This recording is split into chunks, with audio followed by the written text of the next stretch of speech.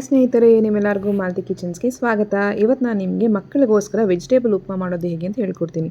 First ಇದಕ್ಕೆ ನಮ್ಗೆ ಬೇಕಾಗಿರೋದು ತುಪ್ಪ. ಆ ತುಪ್ಪಕ್ಕೆ ಸ್ವಲ್ಪ ಕ್ಯಾಶ್ಯೂ ಅಂದರೆ ಗೋಡಂಬಿನ ಹಾಕ್ಕೊಂಡು ಚೆನ್ನಾಗಿ ಫ್ರೈ ಮಾಡ್ಕೊಂಡು ಸಪ್ರೇಟಾಗಿ ಇಟ್ಕೋಬೇಕು. ಅದೇ ತುಪ್ಪಕ್ಕೆ ಸ್ವಲ್ಪ ಜೀರಿಗೆ ಮತ್ತು ಸ್ವಲ್ಪ ಸಾಸಿವೆ ಹಾಕಿ ಫ್ರೈ ಮಾಡ್ಕೋಬೇಕು.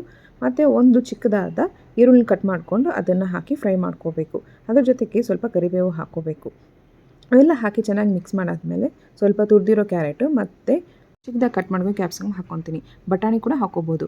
ಇವೆಲ್ಲ ಹಾಕಿ ಮಿಕ್ಸ್ ಮಾಡಿದ್ಮೇಲೆ ಸ್ವಲ್ಪ ಜೀರಿಗೆ ಪುಡಿ, ಸ್ವಲ್ಪ ಧನಿಯಾ ಪುಡಿ, ಹಾಗೆ ಅರಿಶಿನ ಪುಡಿ, ಅದ್ರ ಜೊತೆಗೆ ಉಪ್ಪು ಎಷ್ಟು ಬೇಕೋ ಅಷ್ಟು ಎಲ್ಲ ಹಾಕ್ಕೊಂಡು ಚೆನ್ನಾಗಿ ಮಿಕ್ಸ್ ಮಾಡ್ಕೋಬೇಕು. ಇವೆಲ್ಲ ಮಿಕ್ಸ್ ಮಾಡಾದಮೇಲೆ ನಾನು ಇಲ್ಲಿ 1 ಗ್ಲಾಸಷ್ಟು ಸೂಜಿ ರವೆನ ಹಾಕ್ಕೊಂಡು ನಾನು ಮತ್ತೆ ಅದನ್ನು ಫ್ರೈ ಮಾಡ್ಕೊತಾ ಇದ್ದೀನಿ. ನಿಮ್ಗೆ ಎಷ್ಟು ಬೇಕೋ ಅಷ್ಟು ಹಾಕ್ಕೋಬೋದು.